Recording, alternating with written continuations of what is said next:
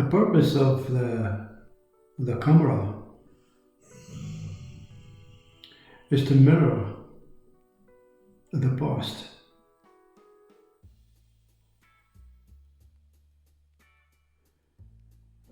To recall an event, or to just justify that it actually happened. You see? A fly flies across the room and disappears out the window.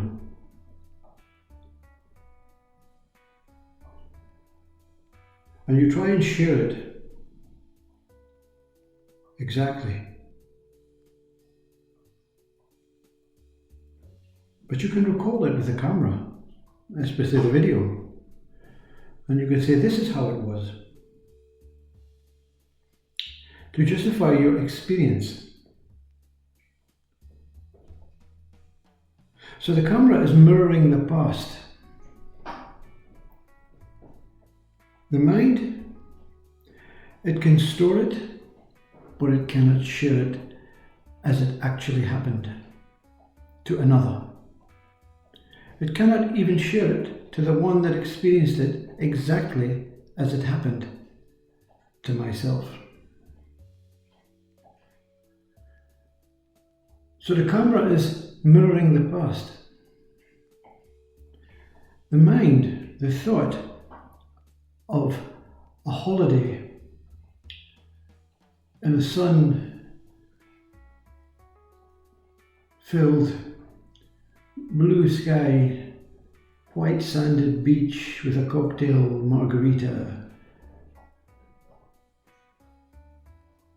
and the sound of the birds or the tranquil waves, is a thought trying to mirror the future. This is how I want the future to be. I would like to mirror it as I imagine it in my thought, mind, body. So we have two accesses to the past and the future. We have the camera. It can measure it accurately. The future, the mind can measure it thoughtfully. But the present moment is measured intricately, subtly, and a complete relationship and attachment to that what is happening in the present moment. The camera can mirror it with no emotions when witnessed in the present.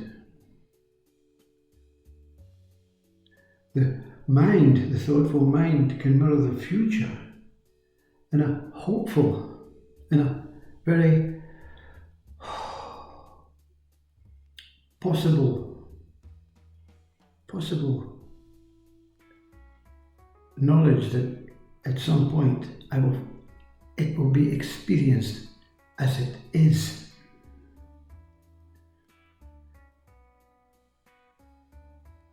So this is not a magic talk from a scientist. It's not someone who has delved into the history books of philosophy. You don't need the camera to imagine or memorize the fly flying across the room. It won't be accurate as it took place, but it will be enough to give you that sensation of, yes, it actually did happen. I was here to memorize it. My mind, my brain, my body was here to memorize it without the camera. The future is only dependent, can only be imagined or created through a word-based understanding of past experience. So the fly in the room could have been you have already spent a holiday on the beach. But the future is another beach, a different beach. But I can imagine it through the past experience. The present mirroring the present moment is undisputable. It is not subtle, it is not possible, it is not nearly, it is not memorized. It is absolute. It is clarity at the highest, you see. This is what is spoken. The wisdom of the human or the conscious being, human mind, is at its peak in the present moment. It is wiser than wise in the present moment. But one is using a mind of thoughts, of words, of identifications. It is bringing in the past, which masks the actuality of what is taking place. This is awakening. This is the moment of realization. When thoughts don't impede that what is taking place. So can one look out and see a fly flying across a room in the present moment with no thoughts, with no words, with no identifications, with no history? It just sees, it just witnesses. Wisdom is the witnessing of everything as one thing. You know, it's intelligent to know parts of God, but it's wise to know the full God. It's wise to know the full nature. It's intelligent to know parts of nature. It's wise to know the full I, the whole I. It's intelligent to know parts of I. So my body can be broken up into parts: fingers, nose, knees, bones, vessels.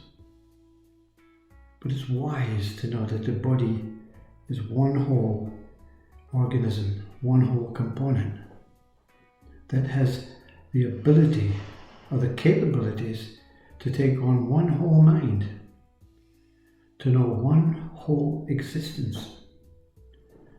This is the true mirroring.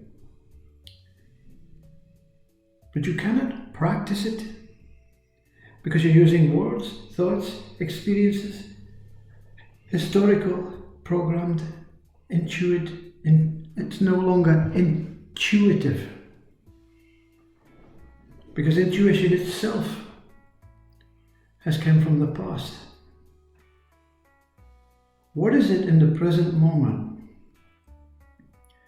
that has no camera facilities?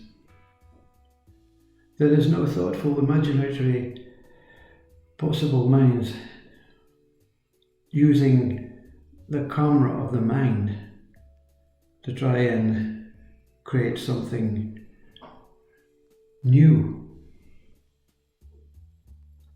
What is it that can remain in silence?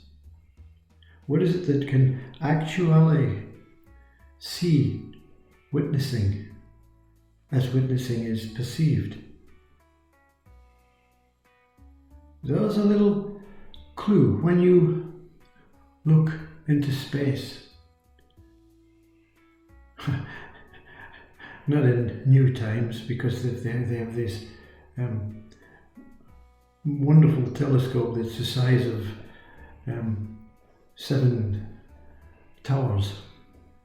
When you look into space, we're using the old style telescope, You know, the long one that moves in and out. It's shaped when it's put on the table as I, because it can be seen through this telescope. It has a hole in the center that masks, that cascades out to see the hole. But without the minuscule hole at the beginning of this telescope, it has to be taken in. So the mirror is the eye, you see. It's vast within us.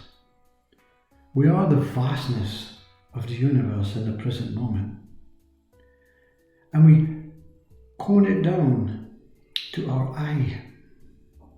But it's not the eye in the forehead, it's not the eyes that we see through. It is the eye that is the center of this universal body. My body in the center is I. So I have the ability to take my whole existence, my whole universe, and cone it down into this little hole within. And then, like the telescope, it cones it out. It appears to be coming through the eyes in the head. But that's just another idea. The eyes in the head are for the body to eat, to see danger. The eye that is truly looking, not at past. An example is the camera. It is a little eye, but it zones the whole of your history. You can film the whole of your life if you have enough information, enough devices, enough hard drives. So that little camera is storing the whole. The mind, the thoughtful mind of the future, infinite possibilities of the whole, you see. But in the present moment, in that silent space, in that I am, is the whole. And it's experienced emotionally, sensually. The whole essence of what I am is in this moment. And I am this one moment. As I am, mirrored